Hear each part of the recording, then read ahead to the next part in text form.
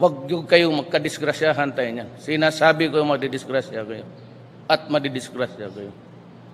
Hindi ako urong dito. And I said, I would stake my honor, my life, and even the presidency.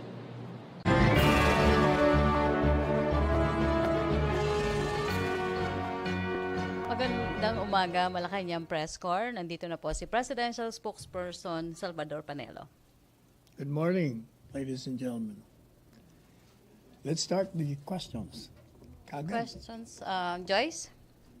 Joyce Balancio. Guys. Microphone, Jen. Sir, good morning, Secretary. Morning. From DCMN, sir. Sir, can you tell us more about the President's events yesterday afternoon? I believe he had at least 3 meetings in the afternoon that were not, the information were not given to the member of the press. Ano po yung mga meetings na yon and ano yung naging resulta, sir?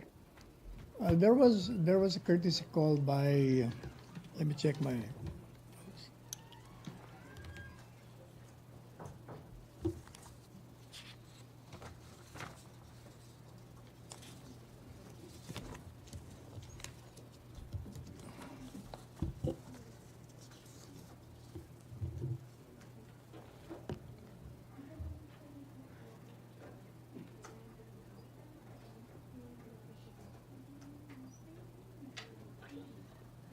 Nasaan yun, Chris? Nasaan yung yung binigay mo?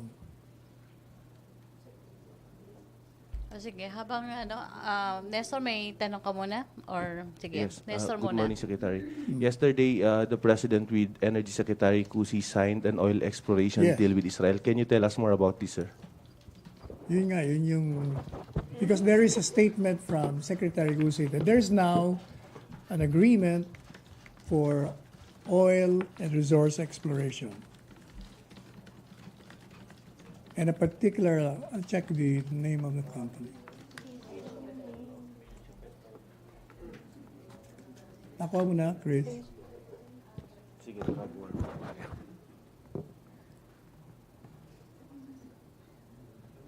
MPC, may iba muna kayong tanong aside from yesterday's event. Chona, you. Sir, PDEA Director General Aaron Aquino is saying na Commissioner La Peña should be held liable dun sa 6.8 billion pesos na shabu shipment. Any statement from the palace on that? Now, the Department of Justice has ordered an investigation. The NBI is presently conducting the subject matter. So hopefully after the findings, we will undertake positive action regarding the matter. Under investigation pa. So, sir, si President po ba, ay si General La Peña po ba, does he still enjoy the trust and confidence of the President? Well, the President has not said anything about losing trust and confidence. So the presumption is he has the full trust and confidence of the President. Joyce Balancio. Secretary, do you confirm that the President offered the DICT post to Senator Gringo Honasan? And if yes, may update na po ba tayo if he already accepted the post? I was with the President, but he has not told me anything about it. So wala pang confirmation, Wala pa. sir? If he indeed offered? If the President offered, wala pa Wala pong siyang sinasabing nag-offer. Parang it's just circulating. Okay. Sir, how about the other cabinet posts that are now vacated after some cabinet secretaries? I think the President will soon announce the replacement of cabinet members who have filed their certificates of candidacy. Now, with respect to the question earlier on the oil exploration, Secretary Kusi attended the ceremonial signing of the Petroleum Service contract for Area 4, East Palawan Basin of the 5th Philippine Energy Contracting Round, PECR 5. And the president signed the PSC on behalf of the Philippine government, and Secretary Cusi was witness. While the company president, Rafael Tabibsada, was also there, and he signed for the Israeli firm. The energy chief said that the event bodes well for the Philippine-Israel economic relations as well as the country's upstream petroleum industry. If you remember, the president made statements that our country needs to attain energy security and sustainability at the soonest possible time. Ang nagiging problema natin kasi wala naman tayong oil, kaya hirap na hirap tayo if we are compared to other countries na meron. We've been dependent on oil-producing countries for our oil. So we need to boost the exploration and development of our own energy resources. Question, MBC? Pia. And hindi pa. I'm sorry. Another thing, the Radio Petroleum, the Russian Petroleum Company, will be able to explore an area of 416 hectares across East Palawan Basin for potential oil and gas resources. And the projected minimum expenditure would be 34,350,000 US dollars. This will, of course, be derived from studies, data gathering, and drilling activities over an initial 7-year contract duration. So hopefully, magkakaroon tayo ng oil, makakakita tayo ng oil. And it will definitely help our country. Pia. Sir, may background po ba kayo dito sa Ratio Petroleum, and can you confirm that this deal was finalized during President Duterte's recent trip to Israel? Yes, it was. The contract was signed, and with respect to Ratio Petroleum, it was established in 1992, and it has a number of large-scale operations at the Levant Basin in the eastern Mediterranean Sea, off the coast of Israel, as well as offshore operations in the Republic of Malta and the Cooperative Republic of Guyana. And this is the first petroleum service contract signed by the president under his administration. Sir, are there other oil exploration deals in the pipeline for the Duterte For now? administration? Yes, For ma'am. now, none yet. May follow up? Follow up. Miss Panty. Morning, sir. Yes. Sir, is this deal unprecedented or meron ng ibang administration? There was one in 2013, the PXP Energy Corporation, the operator of PSC number 75 in northwestern Palawan, under the 4th PECR. It was signed on December 27, 2013. So actually, this will be the second. Sir, yung 2013, this is between the Philippines and anong country po? Or a private company? I think it's a private company. Pero hindi po foreign government. The information given us by the Department of Energy does not say so. Okay, sir. Follow up lang po. Sir, kasi there's yung Joint Marine Seismic Undertaking nung panahon ni former President Arroyo, 2005 to 2008, it was with China and Vietnam. Its legality was questioned before the Supreme Court. But the Supreme Court is yet to rule if it is legal or not. Sir, itong bagong deal with Israel, would you say that this is within our constitution po? I think so. We feel that the Constitution does not prohibit this particular kind of agreements. Of course, there will be others who will be questioning that again in the Supreme Court.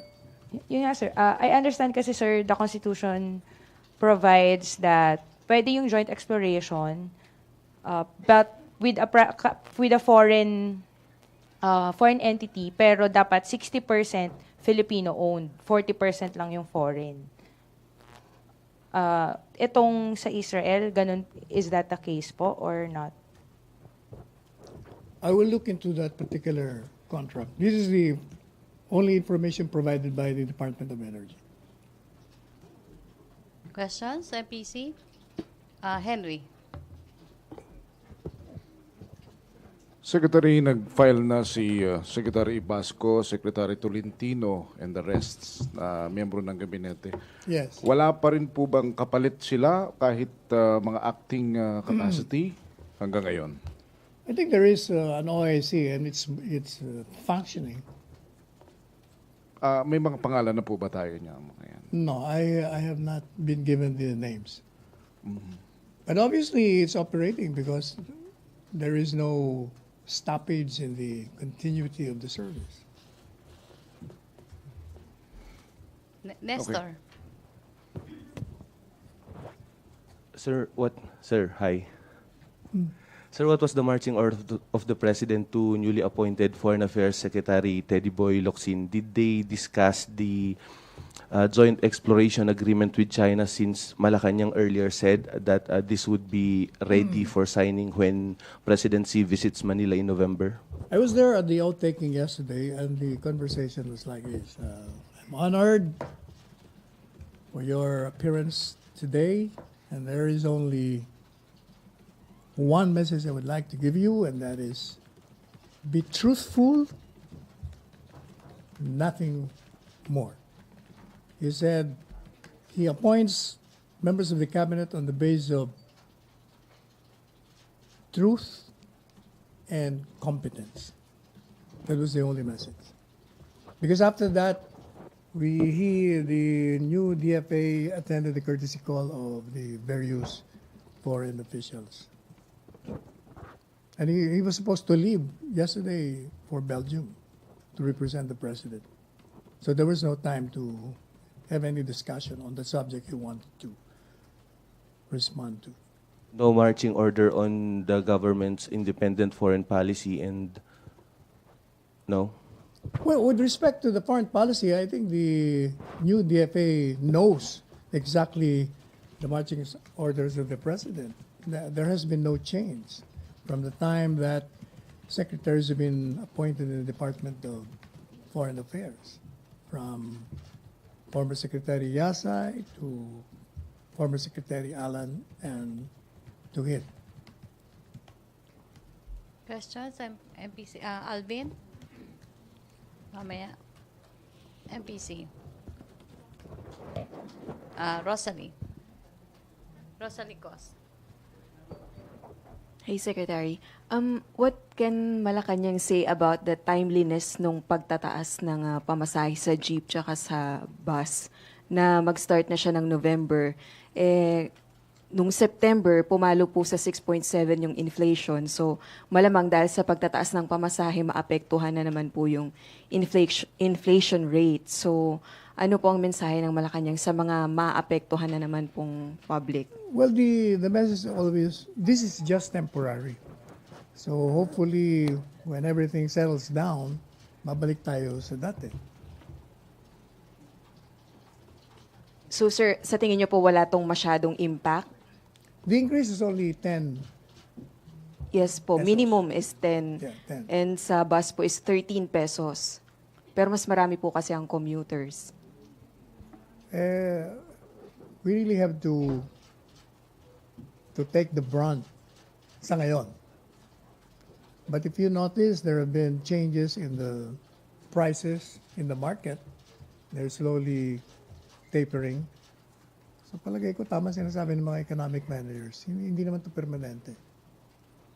In connection to that, sir, kasi kahapon may statement po ang DOF na parang hindi po matutuloy yung $80 per barrel sa susunod na 3 buwan. Pero they will still proceed with the suspension of the second tranche. So, ano po ba yung final talaga, sir? Hindi naman. We said that under the law, there are certain conditions. That has to be complied with. We cannot do without complying with those conditions. Meaning, sir, so it depends pa rin kung... Yes, of course. Yes. So until now, talagang wala pa pong order to suspend the No, second the tranche. order to suspend is nandun na, provided yung conditions na yun will exist during that period. Okay, thank you, sir. Questions? MPC? Bernadette. Microphone. Sir, dun sa oil exploration deal with Israel po, kailan po kaya mag-start yung oil exploration, sir? Because you said it's in an initial 7-year contract po. So, can we expect it to start within the month po, sir, or before the year ends po? They haven't sent me a copy of the contract. Okay. Okay, sir. Sige, sir. Thank you po. Are you part of the chat group so that I can just, those questions and answered now, I can just... Are you? All of you? Officers lang? I'll just anyway, pag binadala ko naman sa isa, hindi mo nakakarating sa inyo lahat. Joyce. Did you request already a copy of the contract? Request ka na kagad. Sir, on a different topic, the Communist Party of the Philippines admitted that rebels are incapable of unseating President Duterte in the face of, obsession of AFP, always tagging them na sila yung namumuno sa ouster plot against the president. What's the palace view on this?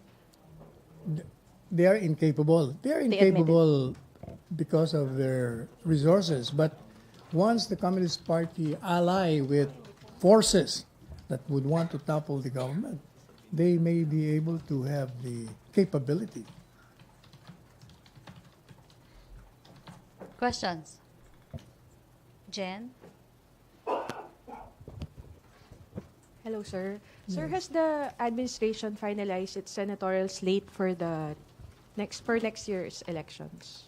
It's being finalized now. The PDP Laban, alay with Dugpong. We will make the official announcement. Of course, the announcement will be coming from the PDP Laban and Hugpong. Sir, pending that finalization, what do you think are the chances of the administration slate beating the opposition 8 that includes Mar Rojas and others? Well, given the popularity of the president, the chances of the senatorial candidates of the administration certainly are very good. But we will not discount the fact that there may be some opposition candidates who will win. However, our feeling is that whoever is elected, the message of the electorate would be, we trust this administration, and therefore those who have been elected will have to cooperate with the administration in terms of services that will be beneficial to the electorate and the rest of the nation. In other words, what I'm saying is not because you're in opposition and you won, it means that the electorate who voted for you are against the Duterte administration. Sir, can you say that the administration candidates will not just rely on popularity or an endorsement of the president? They're actually competent enough Oh, definitely. to be... They have their own credentials to speak of. I think they will meet the standards. Miss Panty. Renesca. Microphone. Sa yung microphone. Sir, good morning po. Follow-up lang po dun sa question niya. Sir, considering that PDP Laban is one of, its Secretary General is former Speaker Alvarez, tas yung hugpong naman po, led by Davao City Mayor Sara Duterte, it's no secret that they're not in good terms, to say the least. So, would that, kumbaga, strained relationship between Mayor Sara and former Speaker Alvarez affect the chances of the administration candidates? Kasi you mentioned yung administration slate, PDP and Hugpong. Parang how can you combine them when the leaders are do not necessarily agree on certain policies. If I'm not mistaken, the chairman now of PDP Laban is Secretary Cusi. Campaign manager siya, sir. Siya ang chairman ng ano. And even assuming that there has been strained relations between the mayor of Davao City and former Speaker Bebot Alvarez, I don't think that will affect the support given by PDP Laban to this administration. After all, the Speaker is an ally of the President, even on a personal basis. Questions? Ian Cruz. Secretary, going back dun sa oil exploration, may hatian na po ba ng percentage sa Philippines and Israel kung paano po ang magiging hatian nito? As I've said, I have not seen the contract yet. We're requesting for a copy. We'll message you the response immediately after this. Apo. Secretary, ang dami po nag-a-apply sa exploration sa Philippines, particularly dun sa Palawan. Bakit po Israel ang napili ng Pilipinas? Perhaps they pass certain conditions. The Department of Energy would have provided some conditions that will make them win the contract. Questions? MPC? Hannah?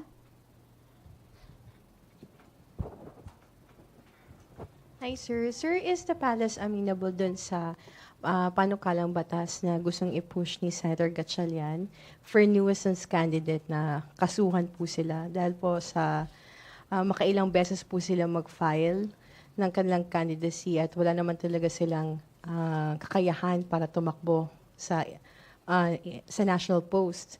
Pero sabi naman po ng COMELEC, wala po daw silang karapatan para pagbawalan kahit sino man na mag-file o maghain po ng kanilang certificate of candidacies po. I agree with the COMELEC. You cannot just disqualify people on the basis of just because they're not rich or they're not known.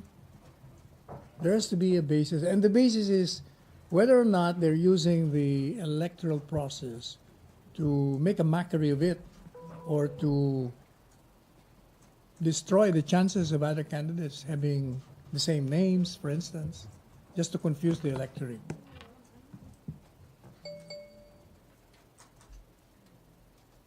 Anyway, the COMELEC has the power to disqualify any and all candidates that will not pass through the standards they have set on the candidates and imposed by law.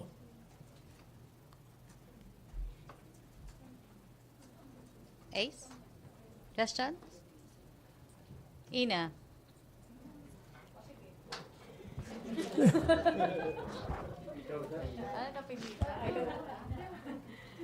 Sec, this is being the new spokesman.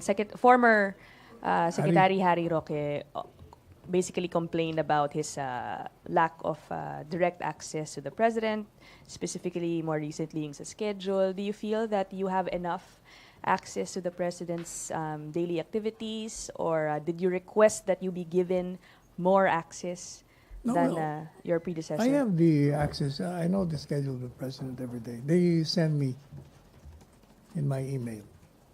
Did you make any request about how your communication, I mean, getting the president's reactions or thoughts? Because Secretary Harry would sometimes, join the president's meetings to personally get the president's statements on certain matters. Are you going to do the same thing? Yes, we always meet anyway.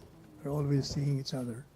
Okay. Sir, dun sa statement niyo kanina that regarding the CPP's capability to unseat the president, you said though they are incapable, if they ally with other forces, they may have the capability.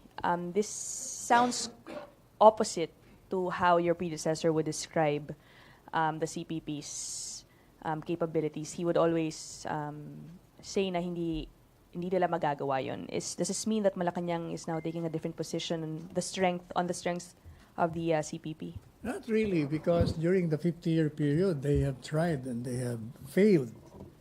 What I'm saying is they may have the capability to launch, but they will fail just the same. Question? The reason there is because overwhelming majority of the Filipinos are in favor of this administration. And you have to get the support of the people in order to oust the present dispensation or any dispensation for that matter. Last, sir. Sir, what's your position on transparency in the president's activities? Will you be suggesting that events for close-in coverage, just like what happened yesterday, he had signings of that contract, dapat po ba ina-announce at least sa media yung schedule na ganon? Well, it's the protocol and the PMS who decide on that. But I am for transparency. We're just wondering because those activities were not included at all, even as private coverage doon sa official schedule given to us. You can be sure I'll make some special requests with respect to any courtesy calls by any particular official, whether here or abroad. Okay, thank you. Okay, questions? Jopel.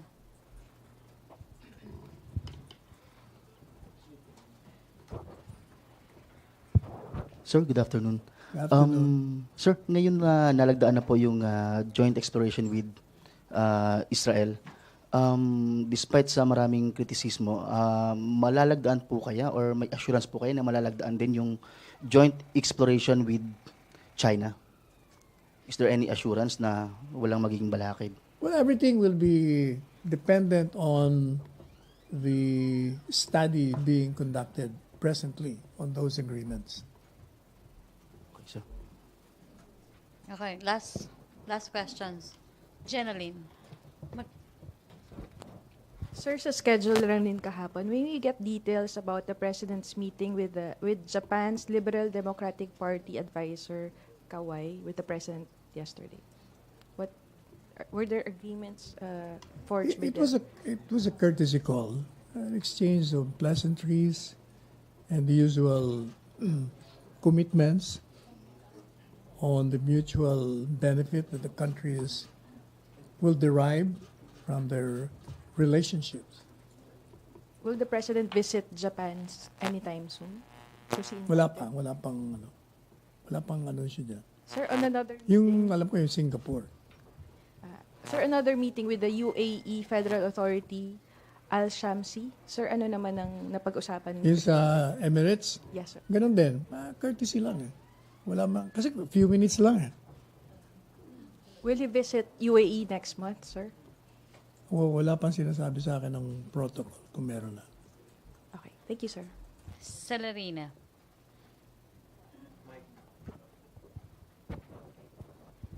Sir, follow-up ko lang regarding dun sa courtesy call of the Japanese official. I believe the comfort women, the statue of the comfort woman was discussed. Was there any kinonvey ba ni Mr. Kawai to the President the appreciation of the Prime Minister Abe regarding the removal of that comfort woman statue? I was not there, and we asked the Department of Foreign Affairs to give us a briefing on that. So we will give you after this. Okay, and pwede respond humingi to ng you. Yeah, we'll just message it. Maglalas. Hindi pa dumarating, nag-request na kami. Last question na tayo. Si Pia? Sir, it has been 1 year since the liberation of Marawi. How do you assess the administration's efforts to ensure that Marawi will get back to normal again? Well, the groundbreaking will start at the end of the month. And meanwhile, the company tasked to do it has started mobilizing their employees. Also, we receive another windfall from the U.S. To rehabilitate Marawi. We have so far, I think, $3.5 billion to help us rehabilitate Marawi. Sir, kasi marami din po nakakapansin na has been 1 year, pero marami pa rin po mga displaced residents ang hindi pa nakakabalik. And even the recovery efforts, sunod-sunod pong nagkaroon ng mga delays sa pag-start. Is the President happy or satisfied with what is happening in Marawi, sir? Well, we cannot avoid delays. But the fact is, as I said earlier, the groundbreaking will start at the end of the month. So palagi ko, mabibilis na ngayon. When is the groundbreaking, sir? End of the month. Thank you, sir. Lanesca. Follow up lang. Yung groundbreaking po has been postponed for 8 times na po bago tong October. I mean, bakit po ganun na 8 times na siyang napopostpone? Saan po ano po yung cause ng bottleneck? As I said, sometimes you cannot also avoid delays. Masyadong malaking problema natin sa Marawi. What is important is it will start at the end of the month. And mabilis na yan. Jeneline. Sir, how safe is Mindanao? How safe is Mindanao? How's the security situation there? And is the government ready to lift martial law, or are you gonna extend it again next year? Well, according to the military, the martial law has helped in the peace and order situation.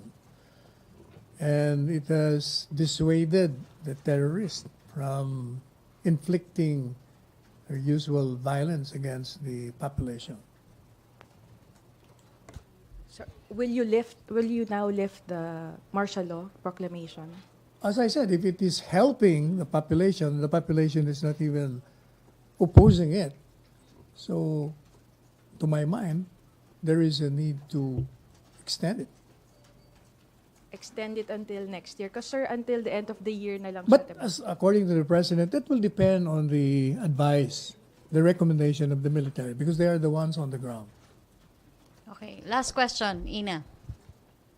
Sir, last May there was a sort of a confusion on the president. Akala pupunta po siya ng Marawi to visit dahil dun, that's when the siege started. And then we were told that hindi daw po totoo yun na pupunta si Pangulo doon because he instead plans to go to the anniversary of the liberation, which was yesterday. I was wondering why that didn't push through, why the president didn't go there.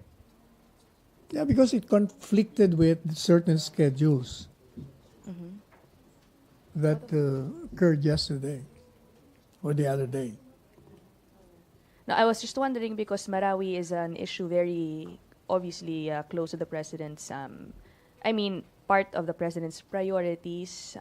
He didn't show up during the liberation. Oh, but he's not attendance doesn't mean that he was not interested. In fact, he's been doing a lot of things for the rehabilitation of that place. Has he told you anything about Marawi recently? No. Thank you, sir. Nestor. Sir, clarification lang, you mentioned that there's a need to extend martial law because it has been helping in the security in Mindanao. Is this the official stand of Malacañang? Again, as I said, that will depend on the recommendation of the military. The president always heed the advice and recommendation of the military and the other police forces there, because they're the ones who are knowledgeable on the conditions existing there. But you mentioned there is a need to extend, so meaning... What I'm saying, there is a need to extend if that particular martial law would be helpful in maintaining peace and order. Because if it does not, then why do you have to maintain it? But Secretary, are there proposals in the cabinet or at least in the security cluster to extend martial law? May mga ganung suggest? Wala pa. There is no suggestion. The president always wait for the recommendation of the military. Okay, thank you, Sec. Pia? Sir, the former Aquino administration has been criticized by the way it handled the rehabilitation or recovery of Tacloban after Typhoon Yolanda. Do you think that this would not happen in the Duterte administration pagdating naman po sa Marawi? Hopefully not, because the president hates bureaucratic red tape. That is precisely why he said he appoints military men, because they don't ask questions, they just follow the orders. Unlike civilians who are prone to meetings before they can act. But yung recovery pa rin po, it hasn't gone the way that the Duterte administration had planned it. Nabanggit na nga po, there had been so many delays with the start of the recovery pa lang. So, like what I said kanina, sir, is the President, I'm repeating my question, is the President satisfied with how things are going in Marawi? Well, he has ordered the full movement that will immediately rehabilitate the place. And as I said earlier, the groundbreaking will start at the end of the month. So hopefully, dire-diretso na tayo. Oh, sige. Last question na, Julie. Sir, you mentioned that the President hates bureaucratic red tape dahil nga maraming pasikot-sikot. Given yung sa Marawi kasi, the groundbreaking was postponed because of glitches in the negotiation process. That's what Secretary Del Rosario said. Given that it's also a form of bureaucratic red tape, what's the President takes on this? Is he getting exasperated that it's been delayed for like what, 3-4 times already? Yes, he was exasperated, but then again, tapos na yung red tape na yun, kaya mag-uumpisa na eh. Can you expound Eh, on natural lang naman yan, kasi pag nagkaroon ng negotiation, talagang tagal na. Can you expound on on his sentiments na exasperated siya? Did he mention any names or No naman, no. He just wants the full implementation of the rehabilitation. Thank you, sir. Okay. No more questions? Okay, thank you, Presidential Spokesperson. Thank you. Salvador Panelo. Thank you, Malacañang Press Corps. Back to my studio sa Radyo Pilipinas and People's Television Network.